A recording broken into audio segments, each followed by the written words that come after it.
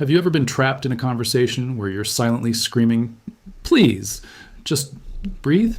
You nod, you smile, you try to sneak in a word, but they keep going, story after story, detail after detail. It's like their mouth doesn't have a pause button, and maybe, if we're being honest, sometimes that person is you.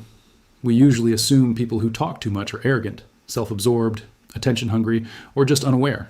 That's the common story. They just love the sound of their own voice. But psychology tells a much more interesting story, a more compassionate one. Because often, people who talk too much aren't trying to dominate the room. They're trying to survive it. Let me show you what's really happening under the surface. Imagine this. You walk into a social gathering. Your brain instantly starts scanning. Who's judging me? Do I look awkward? What if there's silence? What if I say something weird? For some people, silence feels neutral. And for others, silence feels like a threat. Research on social anxiety shows that uncertainty in conversations can activate the same stress pathways as physical danger. The brain doesn't love ambiguity, it craves control. And one of the easiest ways to control a conversation? Fill it. Words become armor. Talking becomes a shield. If I keep speaking, there's no awkward silence. If I keep explaining, you won't misunderstand me. If I keep adding details, maybe you'll finally see that I matter. Sometimes excessive talking is anxiety wearing a disguise. And here's the twist. The more anxious someone feels about being judged, the more likely they are to over-explain. Psychologists call this self-focused attention.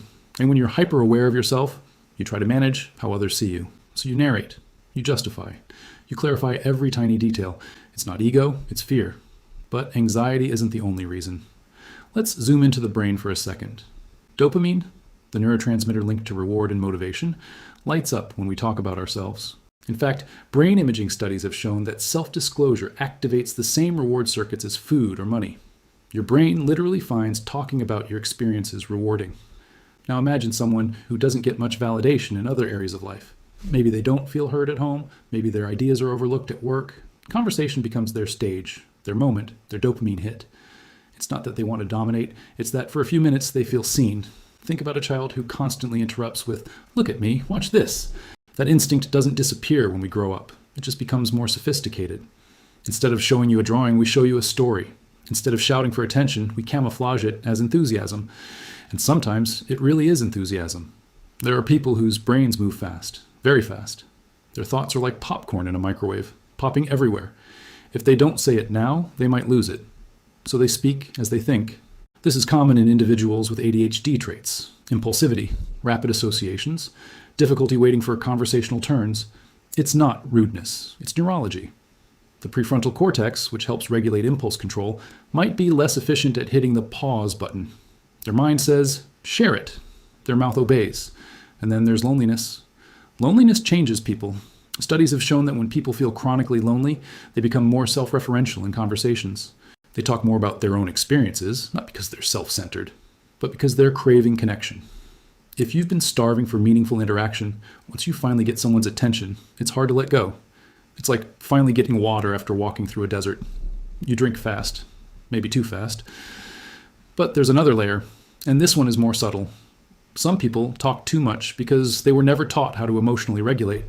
Silence makes them uncomfortable because silence creates space, and space allows feelings to rise. In quiet moments, thoughts get louder. In pauses, insecurities whisper, so they fill the air. Words become a distraction from their own internal noise. Have you ever noticed how some people become especially talkative when they're nervous? On a first date, during a job interview, after saying something vulnerable. The talking isn't random, it's a self-soothing mechanism. It's like pacing, but with sentences. Now, here's something even more interesting.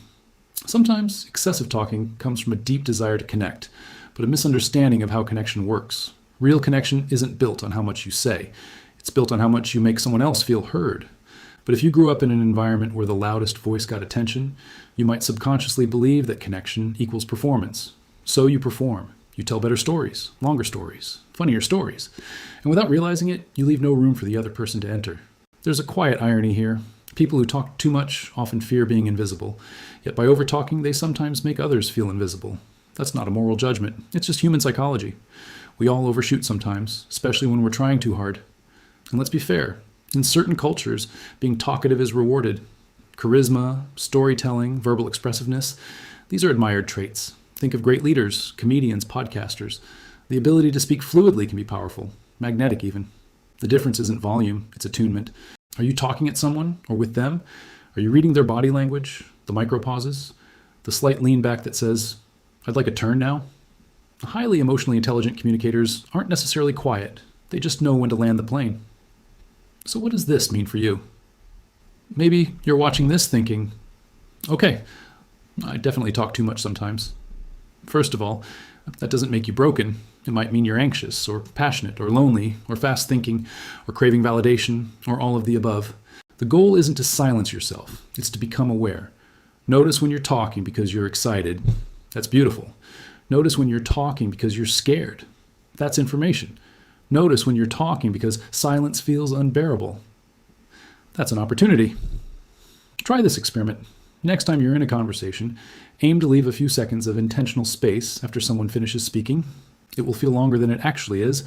Your brain might scream, "Fill it." Don't, just breathe. You'll start to feel something interesting happen. The room doesn't collapse. The connection doesn't disappear. In fact, it often deepens. Because when you allow space, you're silently saying, "I trust this moment. I trust you." And if you're on the other side, if you're the quiet one listening to a chronic talker, maybe this gives you a little more empathy. Instead of labeling them as self-obsessed, you might wonder, what are they protecting? What are they needing? Sometimes the most talkative person in the room is also the most afraid of not mattering. There's something deeply human about that. We are storytelling creatures. Since ancient times, sitting around fires, talking was how we survived. Sharing information meant safety. Silence sometimes meant danger. Our nervous systems still carry echoes of that. So when someone fills the air with words, they're not just making noise, they're reaching. Reaching for validation, reaching for certainty, reaching for connection. And maybe, if we're honest, we all do that in our own ways. Some people reach with words, some with achievements, some with humor, some with silence. The real psychological shift happens when we stop asking, "Why do they talk so much?" in a judgmental tone, and start asking it with curiosity.